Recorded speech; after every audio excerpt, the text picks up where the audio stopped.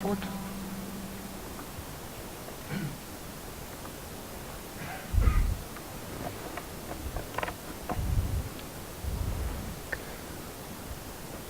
But we could also roll this out in Finland, the media sync, and based on Ulle's open data initiative, we can just see when the adverts are on the public broadcaster, and also sell it to our advertisers to sync those. Because they don't have it, they don't run any ads. Oh, okay, you're like the BBC Public, model. yeah.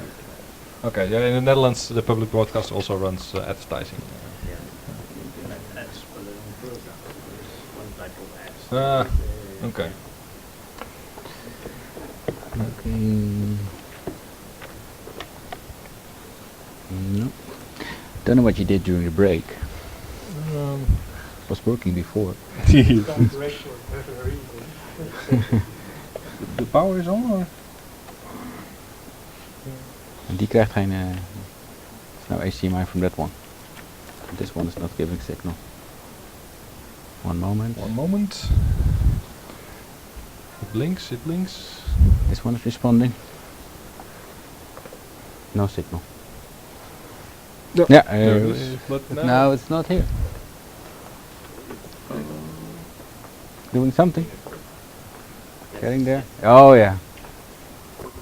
we can sync television ads, but we can't get a slideshow. Can't get a simple PowerPoint presentation up. But yeah, without further ado. Luckily my story is about skipping all PowerPoint presentations, so I'm going hardcore Petyakucha here. As you can see, I'm following the clock. The clock is on every slide. Petyakucha, 20 seconds, 20 slides, 8 seconds left. Here I go. User experience and design and development as we use it at Sanoma Lab. I've been an IT manager for a couple of years, and on projects we used to do stuff with a lot of designs. So there were a lot of wireframes, a lot of visual designs, there were a lot of technical descriptions, there were a lot of functional descriptions, and then in the end there was this end.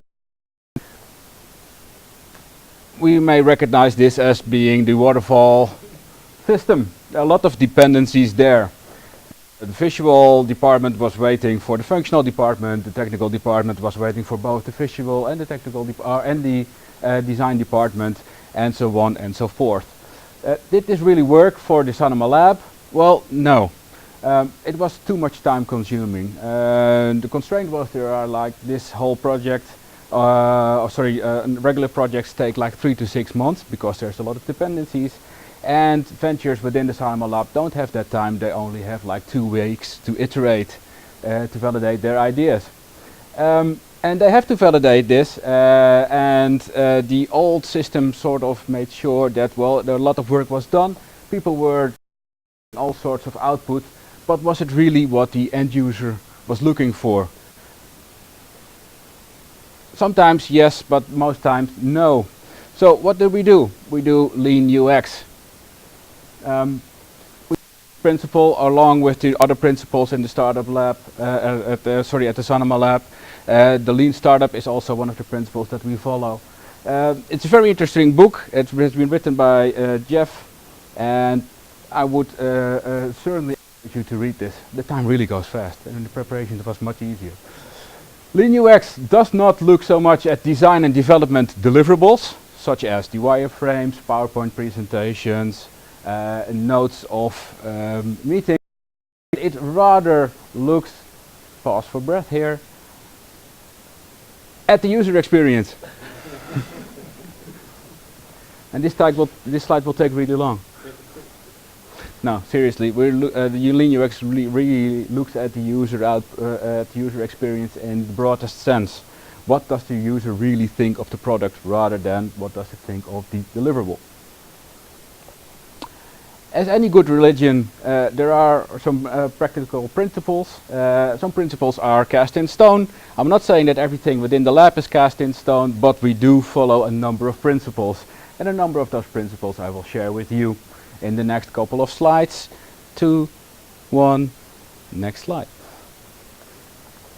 Important thing, cross-functional teams. Not only development department, not only the design department, not only the sales department, every discipline in one single team. One single team with one single focus, make a great product. Everybody on the same page, everybody in the same room. We focus on outcomes rather than on output. So any outcome of a project that we do under Lean UX is a good one if it's validated or not, rather than it going for the output. If you want meeting minutes or something, that's output, but that's not something that we're going for. We're going for the user experience. Does the user really want this?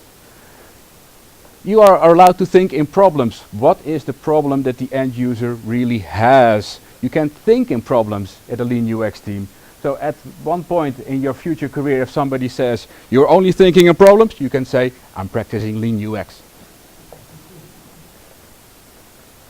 Avoid any unnecessary work. So if you can talk amongst each other and you are on the same page, you are in the same room, there's no need to make minutes. There's no need to make extensive PowerPoint presentations to convince your boss to invest in this. No, if you can get them on the same page, you can do this. No unnecessary work. Most important of all, get out of the building. You can think of a great idea while you're under the shower. You can think of a great idea while you're in the office, but your end customer is not there, not in the office and not under your shower. Maybe. Go outside, talk to the customer, talk to them and find out what they really think of this problem that you are solving.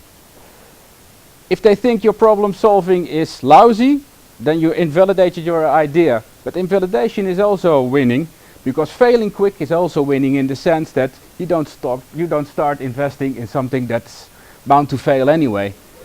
So you don't spend time, you don't spend extra money. We got this 3-step process which we iterate and iterate and iterate all over. It's a repetitive process. And there are only 3 single and small steps that you will need to take. First of all, 3, 2, 1. You build up your hypothesis. What are you really solving? What problem are you solving, and how can you help the customer with your problem solving method? What do you think that your solution will do towards this problem? You will build a hypothesis around it. If I build A for problem B, it will give you C. How do you do that? You make experiments, or you build MVPs, as we call them, minimal viable products. It can be something really big, but also can be very small. Sending an email towards a group of customers that you know are fitting in your segment can be a very small MVP. If you get feedback from them, if you find out what they're really up to, then you learn something. And learn something is something, that's the step 3. We've got this very simple method of build, measure, and learn. You build your MVP, you measure the outcomes of the experiment, and you learn. And based on your learnings, you pivot, you make changes, and you build further on your product. That's it, 20 slides. If you want to learn more about this, I would highly recommend these 3 books, or come visit us at the nomalab.com. Email me, find me on Twitter. Thank you very much.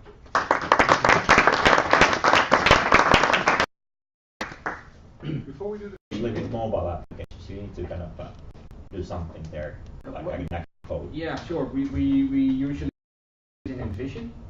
Very simple HTML web tool which converts straight into a downloadable piece of software that almost looks like an app. Yeah. Okay. We use Unbound pages.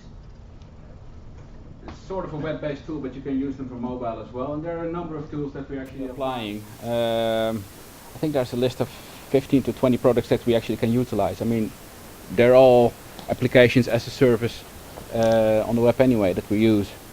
And then again, we